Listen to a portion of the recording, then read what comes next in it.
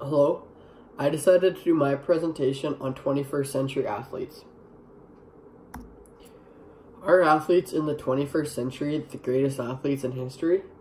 To start, we will look at Olympic records set and then move on to everyday sports. Male outdoor Olympic records. 20 have been set in the 21st century, 5 have been set in previous centuries. 3 of those 5 were set in the 90s, which is just a decade before this century. There was a tie in the decathlon record between 2 athletes on different years, so there is one more record in total for the males, but there is the same amount of events between both male and female. A well-known track athlete is Usain Bolt.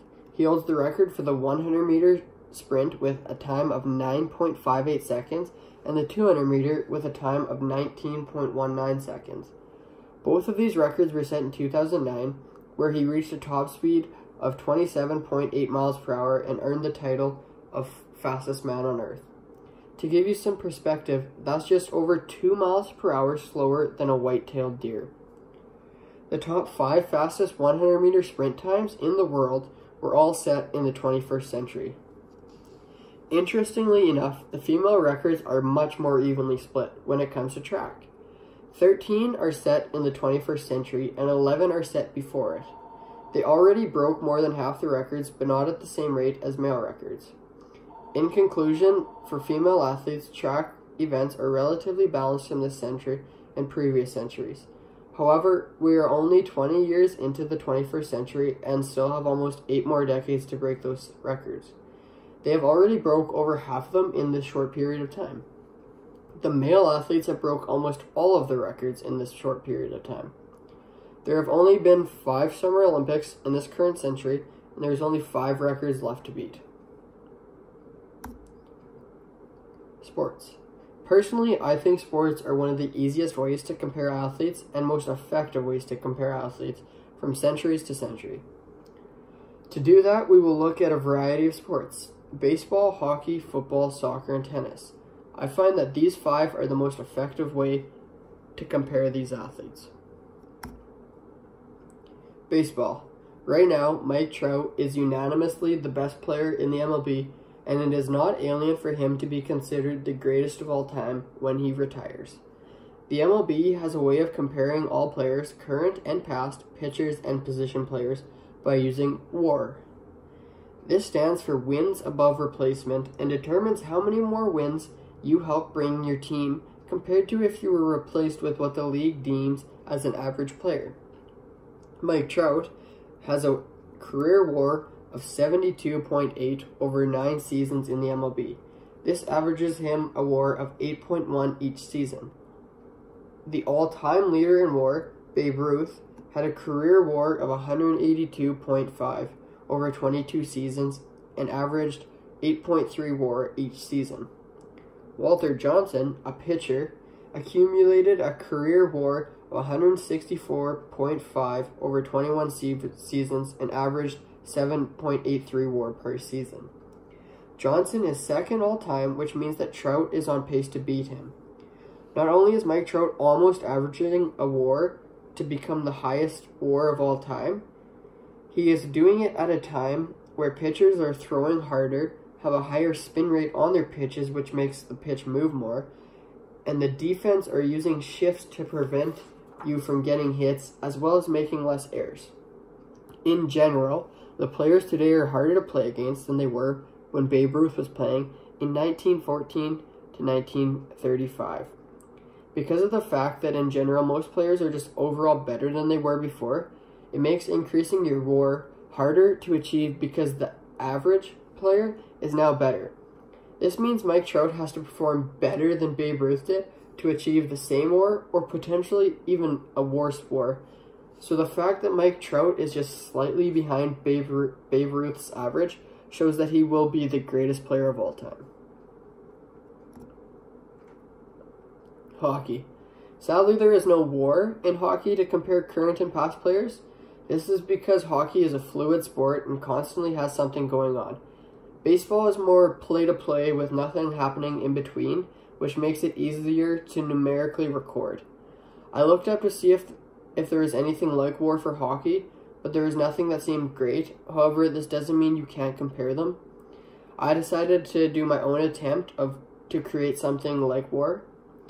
What I did was I took Gretzky and McDavid and took their points per game average and divided it to their team's average goals per game to see how much each of them contributed to their team's points. Sadly, this doesn't measure their overall playing abilities, but it does show off their offensive abilities. To be fair, I took Gretzky's first 5 seasons because McDavid has only played 5 seasons. McDavid's points per game average is 1.34, and his team's goals per game average, while he has been there, is 2.92. This means that McDavid was a part of 45.89% of his team's goals. Gretzky had a points per game average of 2.33, and his team had a goal per game average of 4.88. This means that Gretzky was a part of 47.75% of his team's points, and slightly higher than McDavid.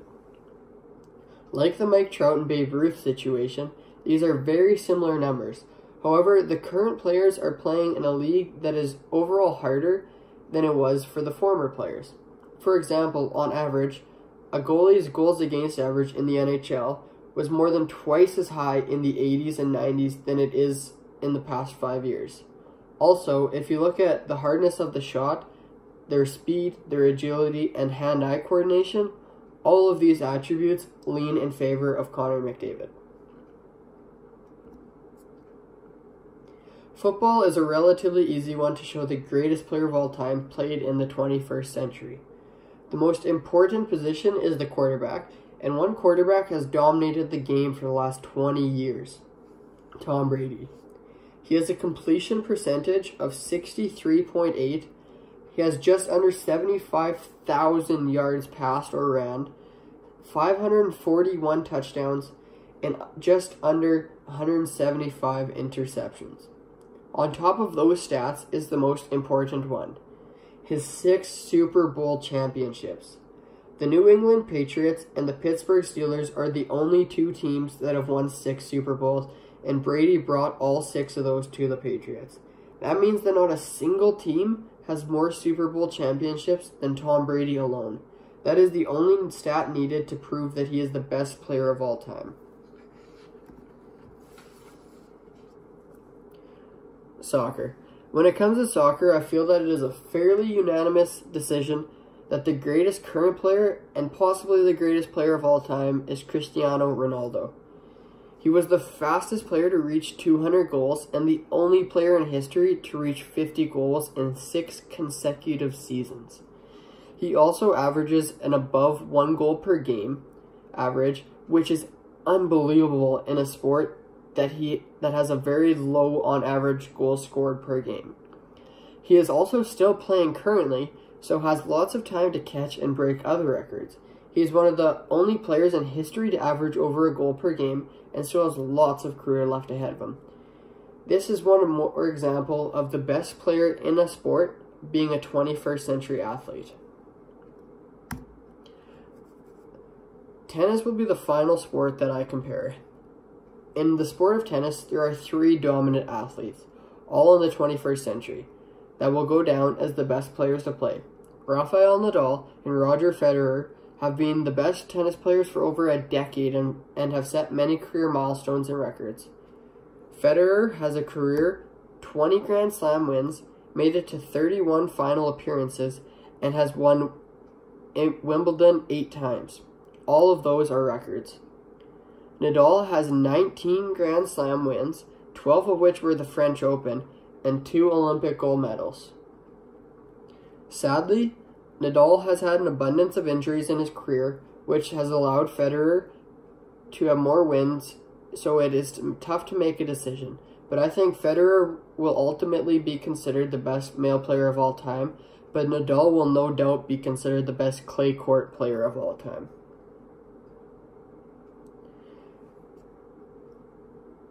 A tennis player that will unanimously go down as the greatest female tennis player is easily Serena Williams.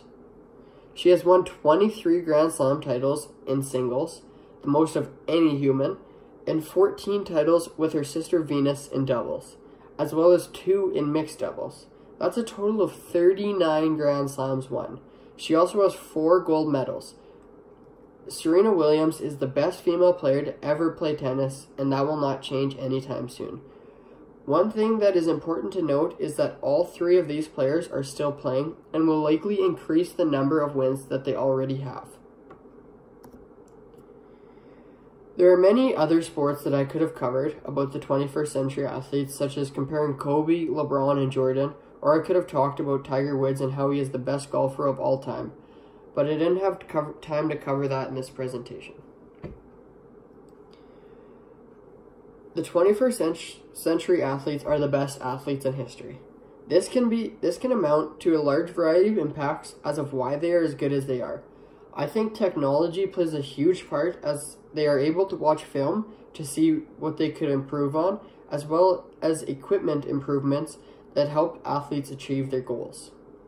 Another reason is simply because there are more people on Earth now, so there is more athletes to choose from and a more likely chance that one will be great. The last point I will make is I think that they are better because they have had the chance to see how previous great athletes performed and can use that to their advantage, but also see what they didn't do great and try to improve on that. The athletes before them did not have this option, but I think it gives the current athletes a huge advantage. 21st century athletes are the greatest yet, and we are only 20 years in. I am excited to see what records will be broken and just how great some of these athletes and future athletes can be. Thanks for listening. These are my resources.